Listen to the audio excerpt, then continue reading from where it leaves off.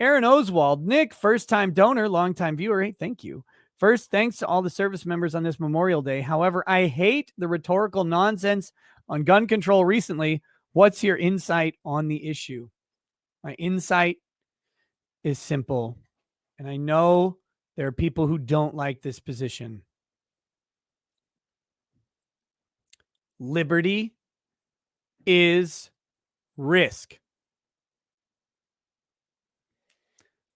Liberty always, not most of the time, not some of the time, always trumps casualty. Liberty is risk, and it always trumps casualty. The tragedy of children being killed or people being killed will never be undone. There's no law that can fix it. There's no regulation that can bring it back. And there's nothing you can do to prevent it.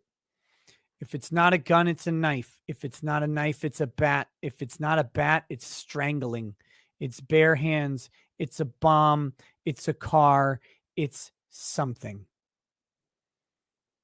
Tragedy, atrocity, these are terrible things.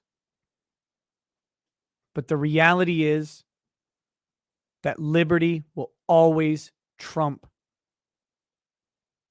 tragedy. It will always trump security, because there is no greater security of the individual than individual liberty to secure themselves.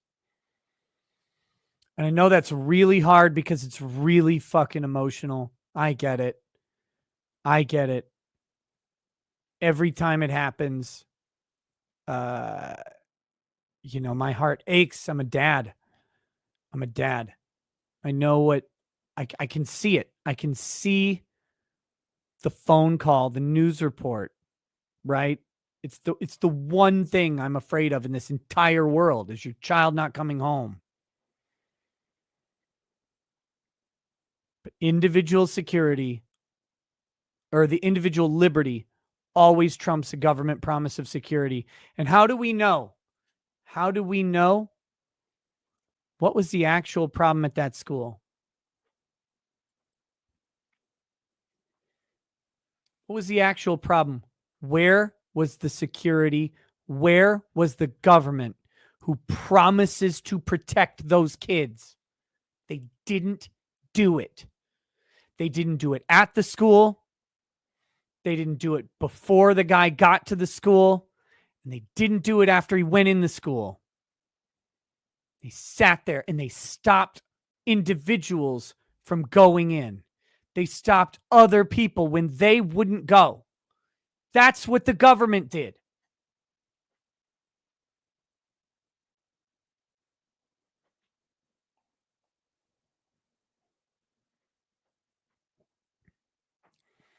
So when the government promises that if they just take away a little bit of your liberty, that they'll provide you security, just remember that the security sometimes just stops and doesn't go in the building. Twice now. Parkland and now Uvalde. Twice the cops have not gone in. I believe in this one there was a stand down order. Don't go in. Can you imagine? Can you imagine the police chief ordering someone, or the police, whoever, ordering the officer not to go in to an elementary school with children?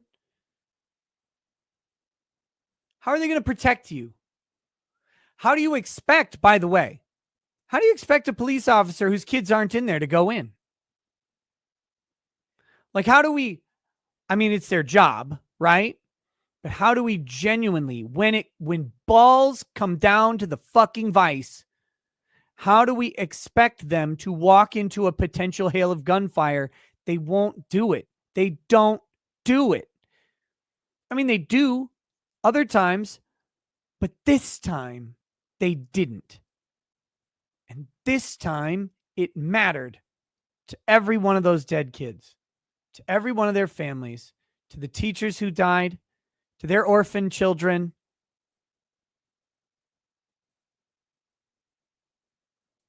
What about liberty? Would any of those teachers have had a gun if they could have? Maybe. Would a principal, vice principal, gym teacher, librarian, would any of them have had a gun?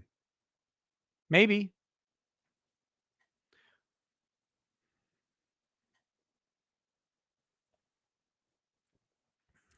Anyway, that's my thoughts on it. I know not everybody agrees. I know there are a lot of people who think that if we make laws, it'll stop guns from going into schools. Well, I got news for you. I got news for you. It's already illegal to bring a gun into a school. A whole bunch of people obeyed that law that day. One guy didn't. One guy ignored that law that day. And that's the reality of the law. It takes one person to ignore it.